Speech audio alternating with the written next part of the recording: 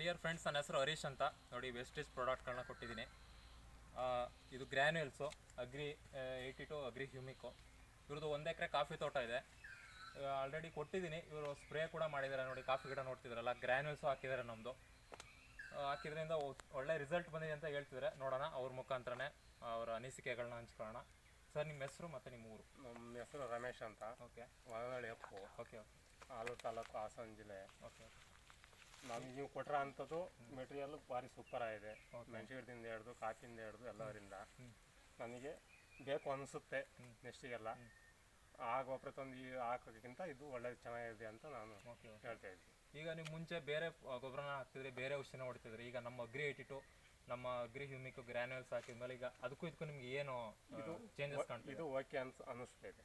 Okay okay. ಇದು ಕೆಲಸ ಮಾಡ್ತಾ ಇದೆ. ಕಾಯಿ ಸೈಜ್ ದಪ್ಪ ಆಗೋದಲ್ಲ. ಓಕೆ. ಎಲ್ಲ ಚೆನ್ನಾಗಿದೆ. ನೋಡಿದ್ರಲ್ಲ ಫ್ರೆಂಡ್ಸ್, ಈಗ ನಮ್ಮದು ಪ್ರಾಡಕ್ಟ್ನ ಯೂಸ್ ಮಾಡಿದ್ಮೇಲೆ ಅವರು ಒಳ್ಳೆ ರಿಸಲ್ಟ್ ಬಂದಿದೆ. ಈಗ ಆಲ್ರೆಡಿ ನೀವೇ ನೋಡ್ತಿದ್ದೀರಾ, ಕಾಫಿ ತೋಟ 1 ಎಕರೆ ಕಾಫಿ ತೋಟ ಇದೆ. 1 ಎಕರೆ ಕಾಫಿ ತೋಟಕ್ಕೆಲ್ಲ ಸ್ಪ್ರೇ ಮಾಡಿ ಈಗ ಒಳ್ಳೆ ರಿಸಲ್ಟ್ ಬಂದಿದೆ ಅವ್ರಿಗೆ.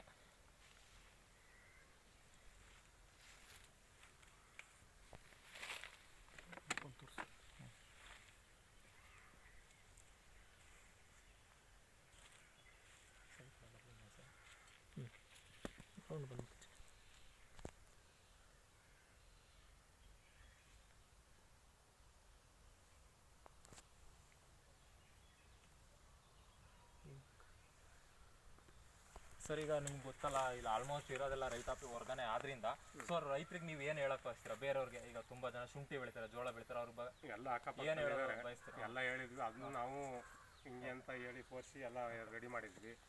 ಅವರು ಅಕ್ಕಪಕ್ಕದವರೆಲ್ಲ ನಮಗೆ ಬೇಕು ಅಂತ ಇಷ್ಟಪಡ್ತಾ ಇದ್ದಾರೆ.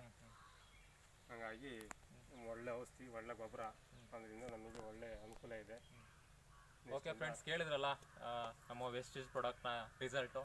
ಸೊ ನೀವು ಯೂಸ್ ಮಾಡಿ, ಪ್ರಾಡಕ್ಟ್ ಚೆನ್ನಾಗಿದೆ. ನಾನು ಹೇಳೋದಕ್ಕಿಂತ ನೀವು ಯೂಸ್ ಮಾಡೋದ್ರಿಂದ ನಿಮಗೆ ರಿಸಲ್ಟ್ ಗೊತ್ತಾಗುತ್ತೆ.